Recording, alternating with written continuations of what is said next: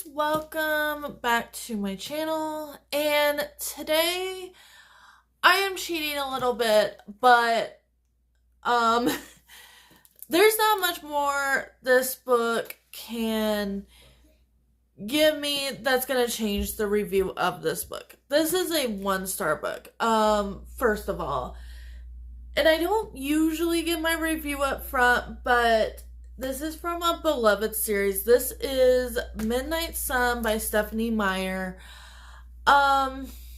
This is the first book, Twilight, from Edward's point of view, which a lot of people, including myself, we grew up with this series. We know about Edward and Bella. If you don't, this is about a girl named Bella.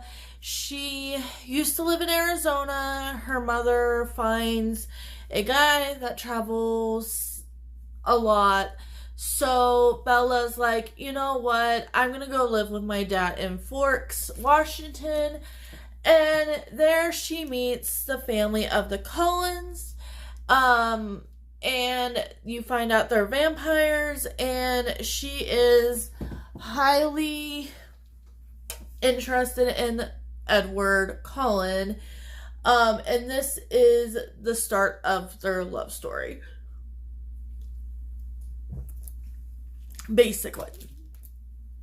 And then I think she wrote most of the series and then was like, okay, I'm gonna go back and write it in Edward's. I don't know if she was planning on doing the rest of them, but this one became famous just for the fact that it got leaked online, and Stephanie Meyer was like, I'm not going to publish it. And then she was like 15 years later, something like that, she finally decided to write Midnight Sun.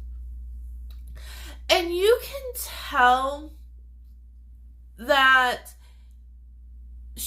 there was some anger from her writing this book, because there is parts of this book that are extremely disturbing that really should not be in a YA book. And some thoughts of Edward's, in all honesty, being not just a fan of Twilight, but being a fan of vampires, this type of story and his type of thinking would not surprise me from any other vampire book, and it would probably be fine. But because this is a YA book that I grew up with, and I saw Edward in a different point of view, it came off kind of disgusting, because of the fact of how Edward is portrayed so much of, oh, I'm such a good stalker. If this guy stalked Bella, it would be just, no, Edward, you're still disgusting. You're still, and that is the thing about, Twilight in general, is that you're getting it from Bella's point of view. The only other time we get a different point of view is Jacob finally at the end of Breaking Dawn in the middle. And to me, Jacob's part is so, worried about Bella. He's worried about his pack. It comes off as this big brother to his pack, younger brother to Bella, and it comes off really worried for what's going on around him, where Edward is he comes off as the hunter and the prey dynamic that you see in most other vampire books. But it doesn't work in here because of the factor that when you read Twilight, Edward, just has this charm to him that, even if you're not in, if Edward wasn't your ship, like back then. I really was not for either one of them, to be honest. I don't remember what team I was on, if I was on any. Like, I was kind of on team, like, Collins just in general, because I thought that family was so fascinating, especially when you find out, like, all the backstory of, like, Alice, Jasper, Rosalie, Emmett, Carlisle, Esme. I was trying to say her daughter's name, and that was not it. But when you, like, and that's the fascinating thing about vampires, is that they live for like such a long time that part, even if you don't like change the lore or anything like that, like that part is interesting because it brings in that like historical value of living for such a long time and enjoying the factors of the new, era. And that was the thing I liked about this book. Like, if it was just his family and not him, this book would be a 2, if not a 3-star. I would be like, I'm really enjoying it. I'm really liking the backstories. I'm liking the personality. Like, I am, like, that part of this book is so interesting because I think really what we wanted as fans from this book is the backstory of this family, of Edward. We didn't really want, like, his stalkerish need and his egotistical nature of being the best stalker in the whole wide world. Like, I did not need that vibe. And I was like, this is for a younger audience. Now, I can give it as a caveat where I can be like, because she decided to write it so much later, your audience is older. But in all honesty, like, when this came out, I was like, I'll wait for reviews. And hearing that the reviews of this book was not that great, like, I was like, I'm not reading it. I just randomly, if you can't tell, this is a library book.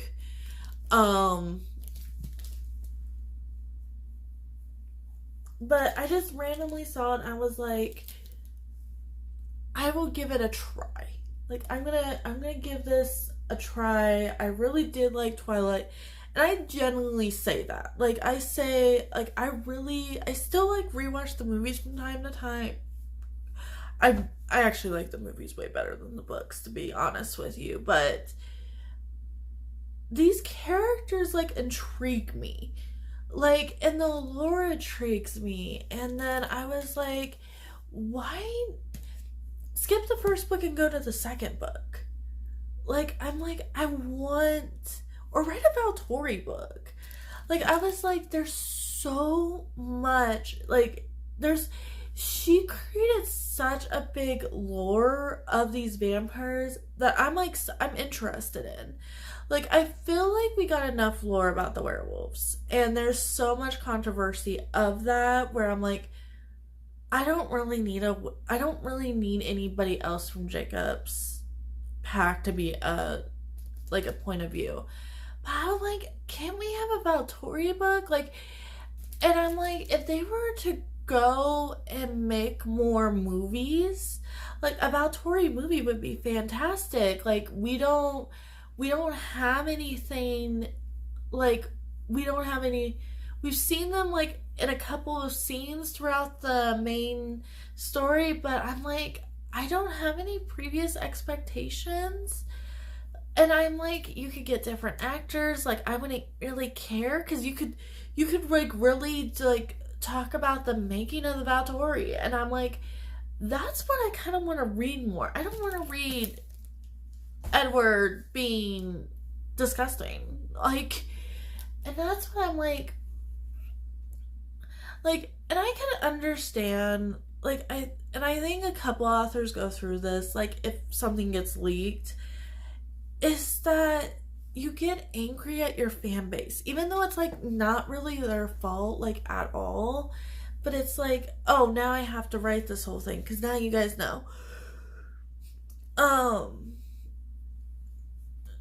but I'm just like, I would have just finished the project the way it was supposed to be, and then like Stephanie Meyer might just be very proud of this book. Like she might think this is like the best thing she's ever written.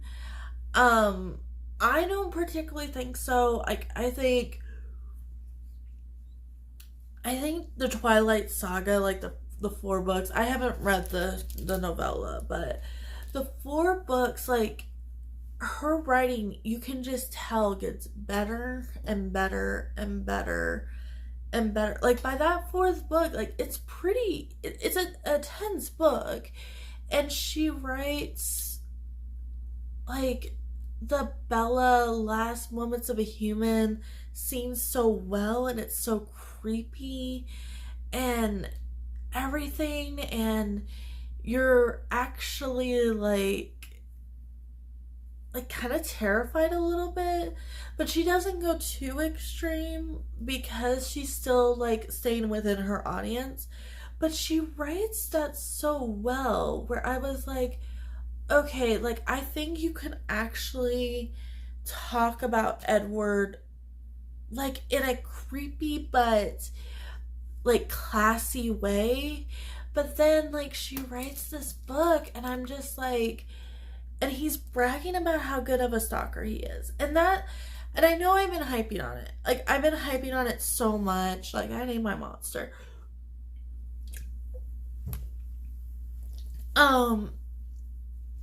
But I'm just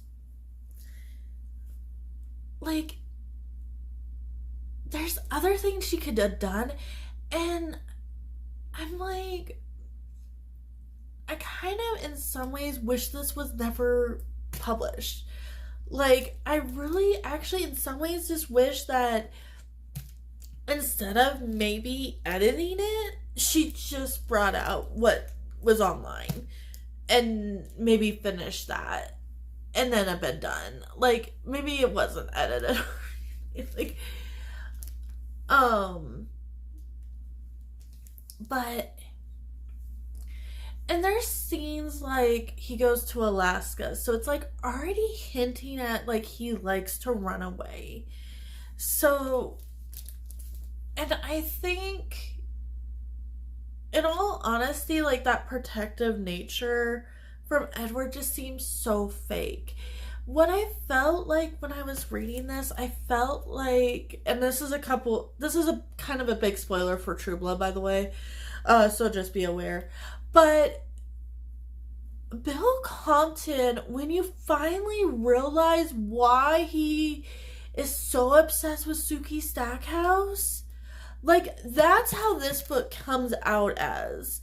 But like by the time you get to that in True Blood, it's like you're already getting the creep value from Bill Compton. Like Bill Compton to me is kind of a creepy dude.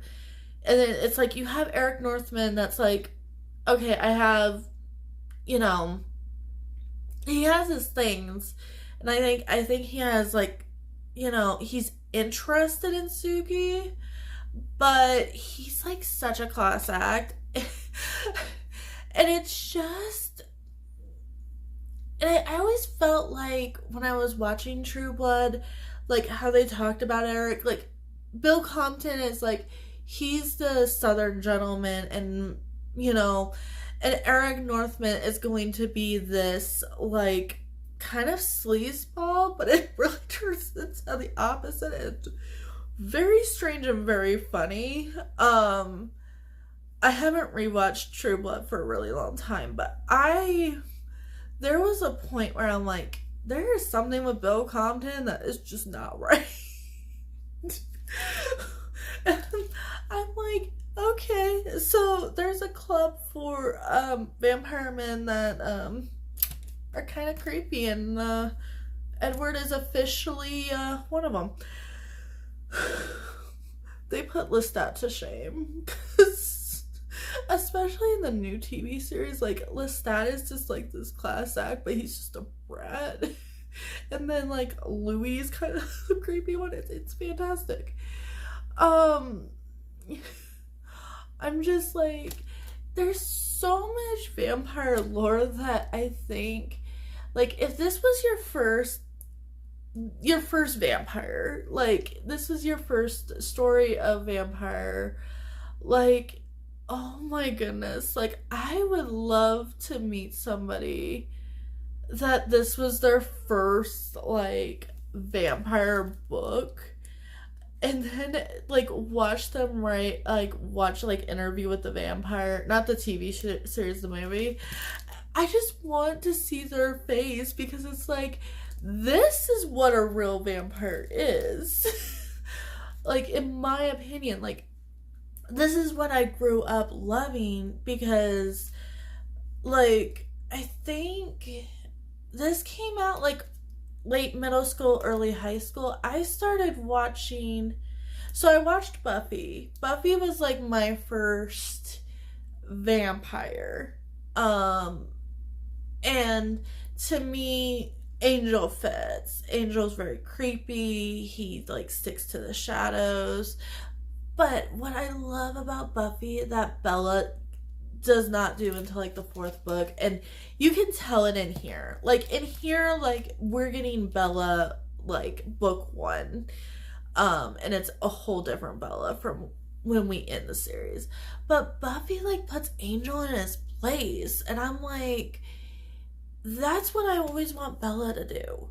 Like, oh, you've been coming in my room without permission. Well, that's not okay anymore. Now that I know that, that's not okay anymore. Like, that's creepy and that's not right. But Bella does not do that. Like, it's so romanticized. And I'm like, even like Elena Gilbert from like Vampire Diaries, like talking about like another young adult type of show, like puts Damon and Stefan like in their place like really quickly.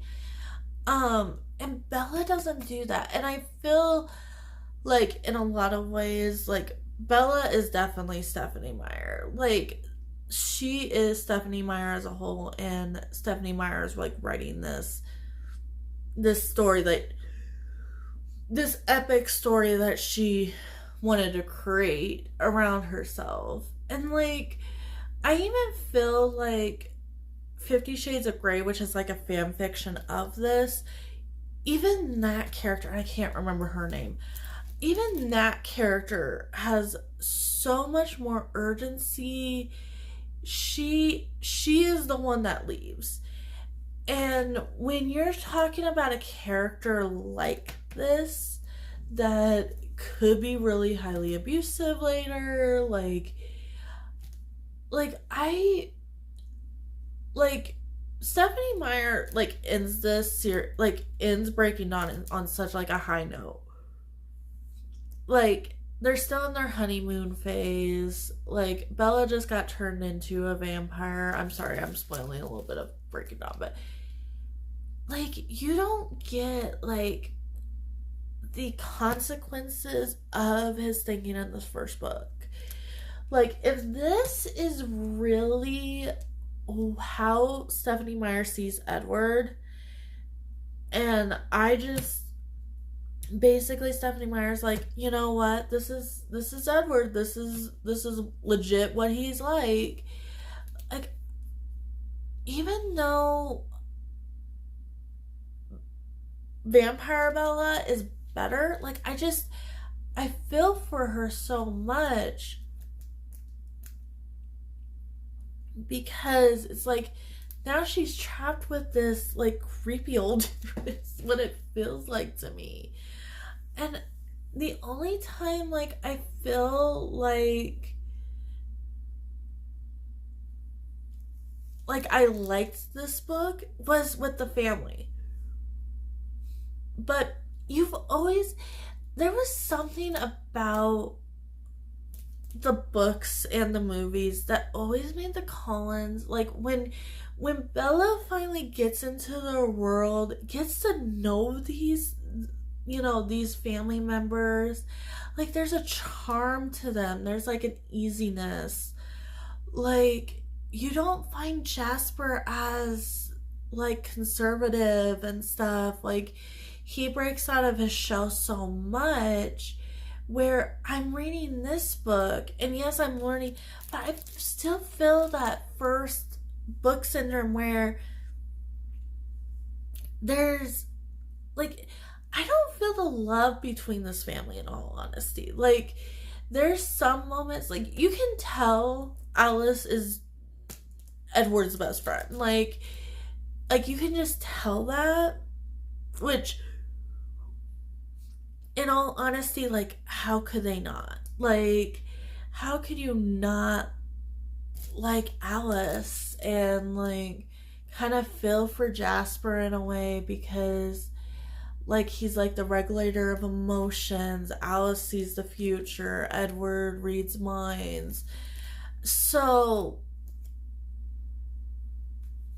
sorry guys. So like when you have those three kind of in a room, like you feel it. And then like you find out like Rosalie's backstory. Emmett we don't really get to hear too much about. Like I feel like Emmett's like the most like I'm okay where I'm at. Like he likes Rosalie. They seem like they get along very well. Like couple to couple, like I feel that. Like Carlisle and Esme, like I feel that. But like as a family unit, like I don't always feel it in like a way. Like he's like so like Emmett's not as teasing in the books, or at least in this book, as he is in the movies. That actor just kind of, I think, is just having fun. Like you can tell when an actor's just having a good time. Like it's not really that hard. And then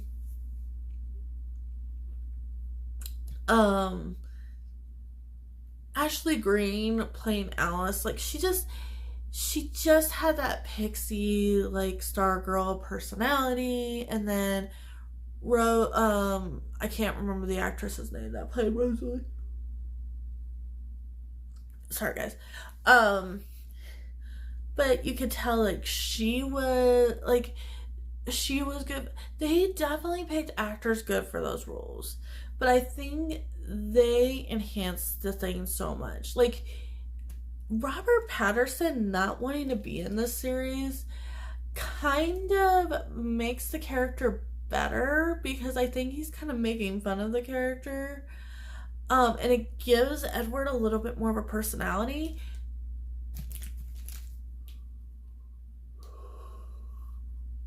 Sorry guys. And then like we don't get Jacob at all, which makes sense because of the werewolf and the vampire thing. But I really wanted to start seeing that in this book. Like I wanted to see him start being like, okay, Jacob's a little bit of a threat to my love life. And I wanted to start seeing that. You start seeing the way like he runs away. Edward runs away from things in this book. So like if they had this as like a 1.5 and then we had New Moon, I would have not been surprised. Sorry guys. But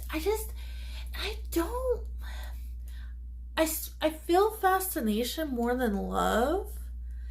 And I think that's not what Stephenie Meyer pushes when it comes to their story.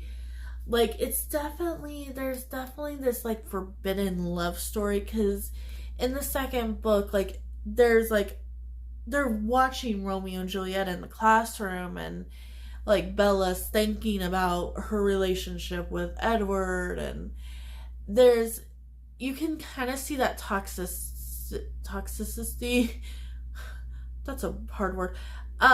In the second book, like the first book is kind of like, it's sweet, it's like a start of that relationship, but then like the second book is like, he's gonna lead you down a path that I do or do not know if you want that path. And then you have the third book where she's just pushing him to turn into a vampire. And I'm like,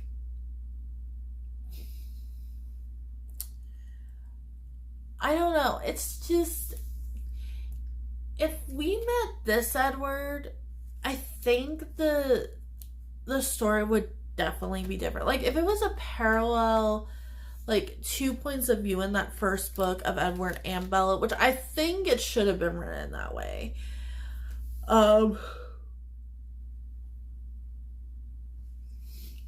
Sorry. I mean, we get the explanation. This is the thing about this book existing. Like, we eventually, by the time we get to the fourth book, the first book is explained why he acts like that all the way through. So there is like, we as an audience don't really question Edward too much by the time we get to the fourth book. Like, sorry guys, we don't get to, so it's like we didn't really need this written. So like the only thing I could see, like, I would have loved this to be a prequel. I would have loved this to be like Edward before Bella, and just gotten a really good backstory for the Collins, for Edward, when they moved into Forks, maybe some of their other experiences at other schools. Like, that's really, I think, what direction she should have taken after her book got leaked. Just ignore that and just write Midnight Sun as a prequel. That way you didn't have to ruin the character.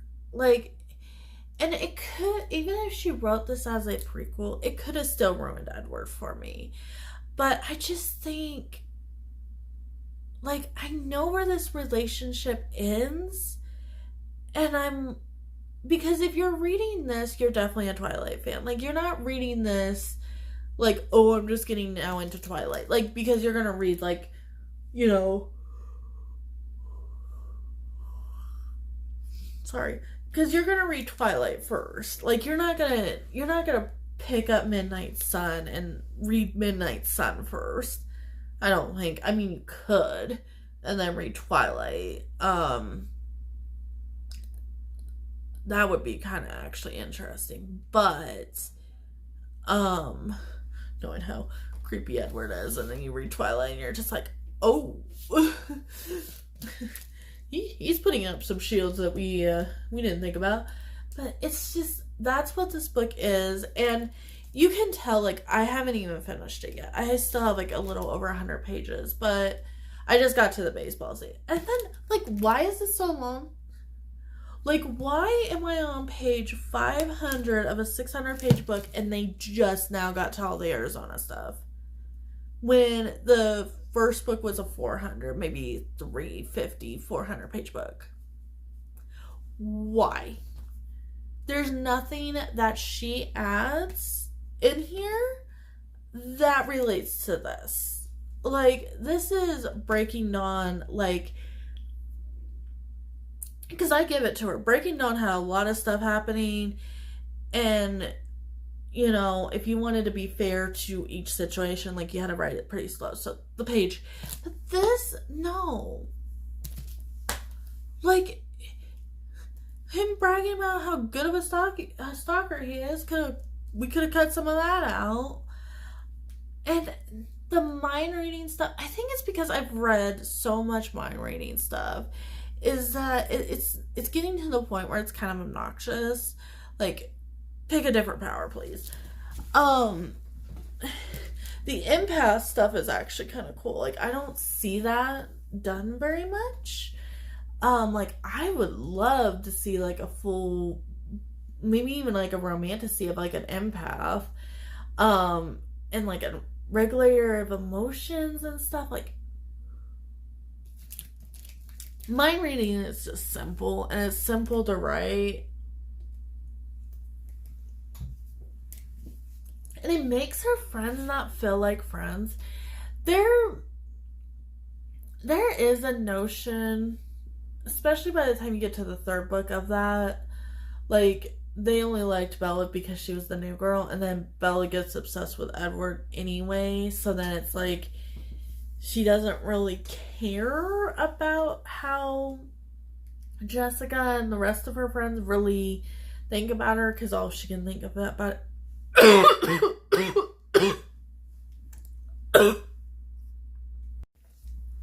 continuing what I was saying before my coughing fit, her friends are not that great in their heads, and I think, like, if you are, like, talking to somebody, and, like, you could read their minds as well, like, we would all have that kind of upfront, like, mask that we put on. Like, we have, like, certain personas that we put out in the world.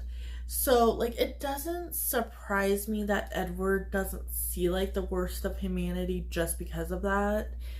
But then, like, he can't read Bella's thoughts, which makes her feel more genuine, more pure, I think, in some ways. Because, like, he's just seeing her up front. Like, I think by the end, like, you have that scene where, like, she opens up the bridge into both of their minds, and, like, she kind of is like, this is everything, like, this is how I felt this whole time, and all this other stuff, which is an amazing scene. It's an amazing scene in the book, and it's an amazing scene in the movie. But, like, I could tell, like, there's scenes in this book where Edward's like, oh, Daddy will take care of it, or this person, and I just don't expect Edward to be like that. Like, I feel like Edward's somebody that just take cares of what he needs to take care of course, with help from his family. Like, that was something, like, I never questioned in the original, like, their love for each other, but they're kind of brutal after the accident scene, where they're like, oh yeah, we need to kill Bella, like, Bella's seen everything, and it's like, and Alice, like, is the one that breaks that. It's like, well, she's gonna be part of our family in a couple years, and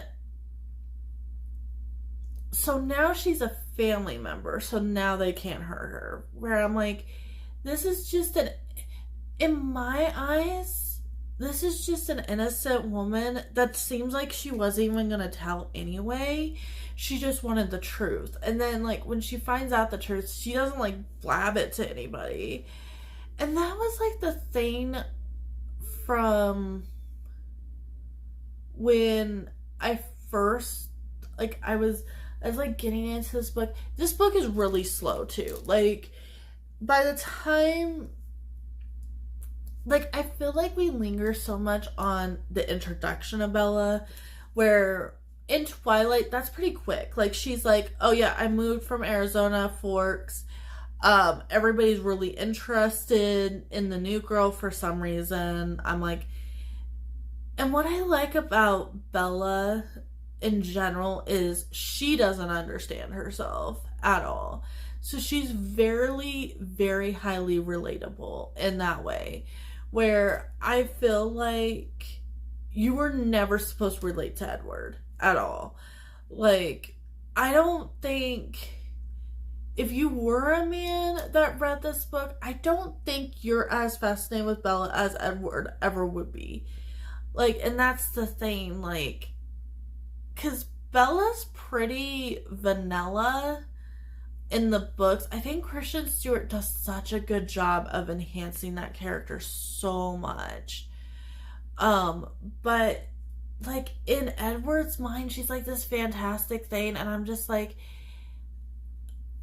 I don't see it. Like, you don't see why he's interested, minus the fact that she definitely has a power. And the thing that I wish Stephanie Meyer would have done, like in one of the books, is explain like the special powers, like what the Volturi is looking for. So like Edward being a mind reader, Alice seeing the future, Jasper being able to control emotions. There's a couple of other really cool ones by the time you get to the fourth book. That is actually what enhanced the fourth book so much, is meeting all these other vampires with all these other cool powers. Like it felt like Avatar in kind of a way, because it's like somewhere like Earth people, and so, like you have like normal strength vampires, but you have like these people with like these powers, and I'm like it's such a cool world that she created that she didn't really go through like at all. And I'm just like, makes me sad. It makes me sad. I'm so disappointed in this book. I might, if I can find the first book, I would not mind rereading the first book. I probably wouldn't do a whole reread of the whole series. But rereading that first book could be kind of fun. I could do a compare and contrast. I don't have my copy anymore, but if I can find it at the library, I might pick that up, and maybe we'll have some fun with that. But otherwise, thank you so much. I know this is like almost probably an hour video. I have been talking for a really long time, and then I'm gonna combine these two videos into one. So it's gonna be a long one, guys. But like and subscribe, and I will see you in the next one. Bye.